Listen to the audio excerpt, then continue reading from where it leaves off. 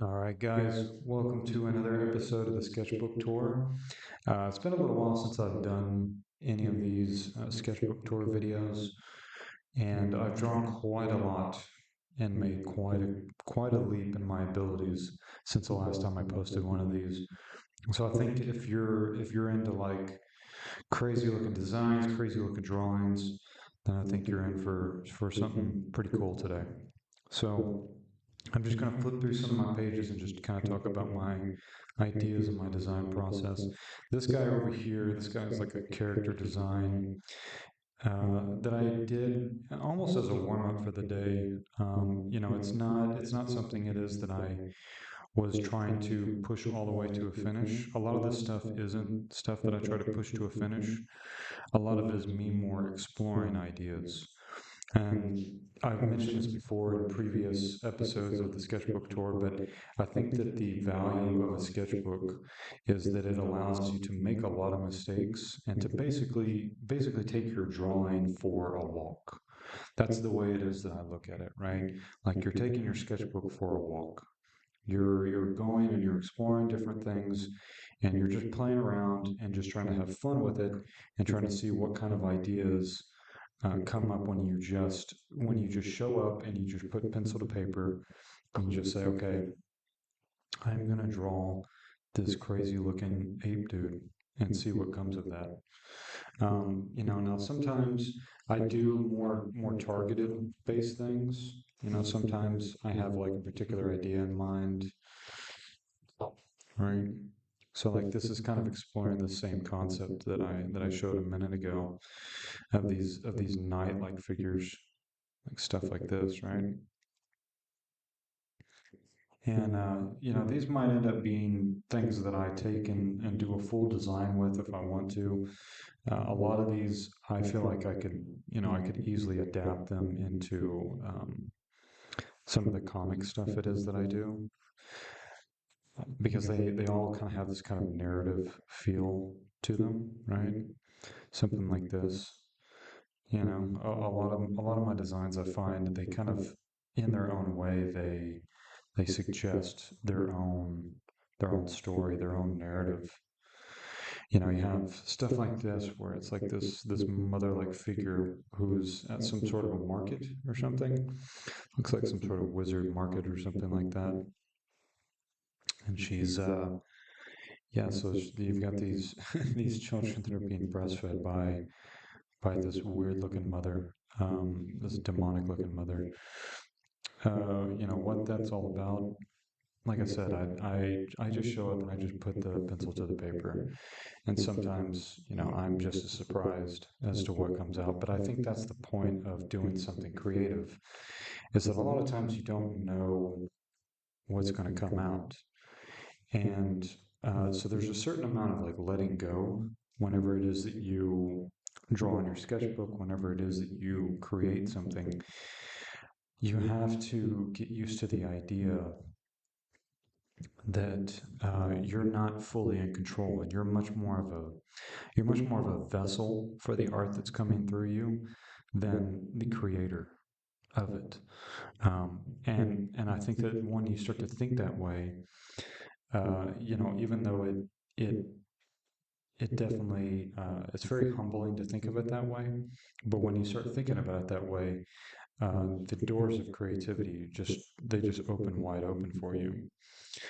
Some of the other stuff I do in my sketchbook is I like doing these thumbnail breakdowns of other artists' work, like the ones it is that you see right here. I believe both of these may be Frazetta. I think this one is. I'm not sure about this one. Whoever it is, they were definitely inspired from Frazetta. But I like doing breakdowns like that because it helps me remember how to do compositions, which I'll do some videos on compositions at some point in the future. Obviously there's lots of different things like this. Like these are great for warm-ups. When you feel like you've kind of lost touch with your ability to draw the anatomy, right? And I'll go ahead and I'll flip forward here and show you some of the other stuff it is some of the other anatomy stuff it is that I do. And yeah, so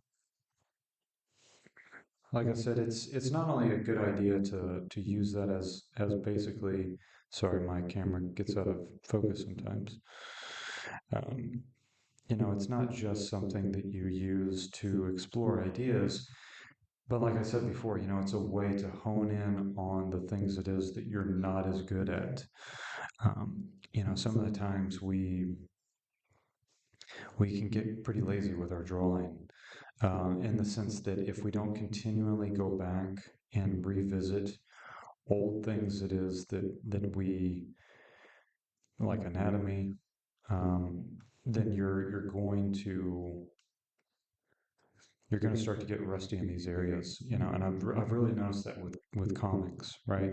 Like there's a certain amount of it that I was comfortable with up to a certain extent, but doing comics and specifically trying to do them straight from your mind, straight from your imagination, it really makes you realize how little of an understanding you end up having of anatomy, right? So there's a lot of times where I'll wake up and I'll just get right to sketching stuff like this, just things that will help me break down the figure, break down the anatomy a little bit better, and hone in on a weakness. And one of the tips I guess I would have is that if you're somebody who's drawing, if you're drawing a comic and you hit a wall, let's say you're drawing a comic and you just can't draw hands, as an example. You feel like you're trying to hide the people's hands because you don't really know how to draw them. Then the next day, whenever you get up to do your work, try to warm up with some hand drawings like this. Um, for people that have already been on this channel, you already know I'm adapting some short stories from Philip K. Dick into comics. It's called the Philip K. Dick Files. You can find the link in the description to the first issue, which you can get for free in the link in the description box. But they're like these sci-fi horror stories, and so I'm also using this as an opportunity to explore this character design for this villain called the Counselor. And so, like I said before, when you explore a lot of different uh, when you use your sketchbook a lot, it gives you an opportunity to explore a lot of design stuff. So this is more iterations on the same character. And for those that are interested, I do both work traditionally and digitally. I do take commissions. I am open to collaborating with people for those that are interested. And if you are, you can reach out to me through the contact page on my website or in the email in the description box. Um, but yeah, so this is kind of a rough overview of my sketchbook, my current state of my sketchbook. I'll probably be doing some more of these in the future. Anyways, guys, thank you so much for watching. Uh, Let me know if any of these tips helped you out, if any of this resonated with you. Please let me know, and you can get your free comic in the link in the description. Thank you, and take care.